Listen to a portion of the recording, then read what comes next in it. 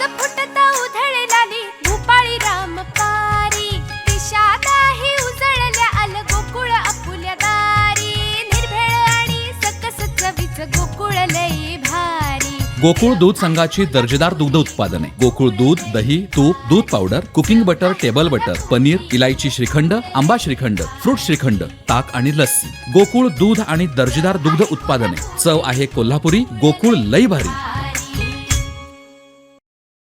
उपमुख्यमंत्री आणि राज्याचे अर्थमंत्री देवेंद्र फडणवीस राज्याचा अर्थसंकल्प सादर केला।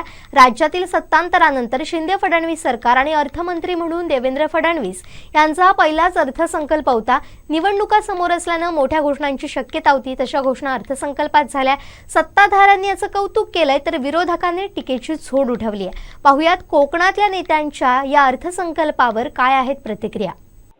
आजचा अर्थसंकल्प बघता महाराष्ट्राच्या जनतेची घोर निराशा या सरकारने खरंच केलेली आहे। महाविकास आघाडीच्या सरकारच्या ज्या काही योजना होत्या त्याच योजना नाममात्र बदलून परत घोषित करण्यात आलेल्या आहेत, लक्षात घ्या। आणि या सरकारकडून सर्वसामान्य जनतेला होळीचे रिकामी खोके, मला तर वाटतं हे सणानिमित्त भेट वस्तू म्हणून खरं तर हे दिलेलं आहे। या अर्थसंकल्पातून खरंच सरकारची दूरदृष्टी आणि संवेदनशीलता कुठंच दिसत नाहीये। आणि कोकणच्या तर जनतेच्या तोंडाला तुम्ही पाणी पुसण्याचं काम केलेलं आहे आणि सरकार तर दूरदृष्टी तर नाहीच आहे या सरकारला। खरंच खूप वाईट वाटतं, पण याचीच लवकरच परतफेड या सरकारला खरंच सर्वसामान्य जनता येणाऱ्या सर्व निवडणुकांमधून मतदानाच्या आणि निवडणुकीच्या रिझल्टमधून तुम्हाला हा बदल तुम्हाला दिसण्यात येईल। आणि खरंच या अर्थसंकल्पातून घोर निराशा झालेली आहे असं मी नक्कीच सांगेन। हा अर्थसंकल्प बघितला तर असं वाटतं की हा निवडणुकीच्या पूर्वी सवंग लोकप्रियतेसाठी बनवलेला अर्थसंकल्प आहे। इतकी उधळण केली आहे की या अर्ध्या अधिक गोष्टी पेपरवरच राहतील का त्या लाभार्थींपर्यंत पोहोचतील असा संशय निर्माण करणारा अर्थसंकल्प वाटतो। त्यामुळे हा या सरकारचा शेवटचा अर्थसंकल्प आहे की काय असा संशय।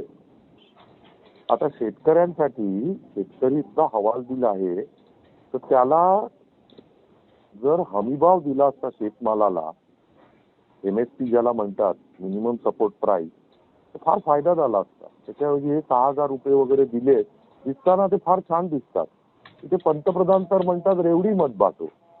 आणि हा अर्थसंकल्प जे काय 6 लाख कोटीच्या पेक्षा जास्त आकारमान असलेला हा अर्थसंकल्प आहे, त्या अर्थसंकल्पातल्या अनेक गोष्टी त्या संशय निर्माण करणाऱ्या वाटतात। एक गोष्ट चांगली आहे की आरोग्याच्या दृष्टीने महात्मा फुले योजना जी 1.5 लाख रुपये पर्यंत त्याचं कव्हर होतं ते 5 लाख रुपये करण्यात आलं, ही चांगली गोष्ट आहे। पण ती रुग्णांपर्यंत कधी पोहोचेल आणि कशी पोहोचेल हे बघितलं पाहिजे। अन्यथा हा कागदावरचाच अर्थसंकल्प वाटेल। काजू प्रक्रिया केंद्र आणि काही गोष्टी कोकणासाठी केलेल्या आहेत, पण ते सगळ्याच गोष्टी सगळ्या मंदिरांना काय ना काय मदत, शेतकऱ्यांना मदत, आरोग्याच्या दृष्टीने असं जेव्हा सगळीकडे उधळण असते तेव्हा संशय जास्त निर्माण होतो की काही ठोस आहे की याच्यात सगळं ते मांडलेलं आहे। आणि ते आता हळूहळू ते डिटेल्स जसे येतील तेव्हा कळायला लागेल की नक्की हे काय आहे, त्याच्या प्रोव्हिजन्स काय आहेत, अलोकेशन्स काय आहेत हे कळायला लागेल।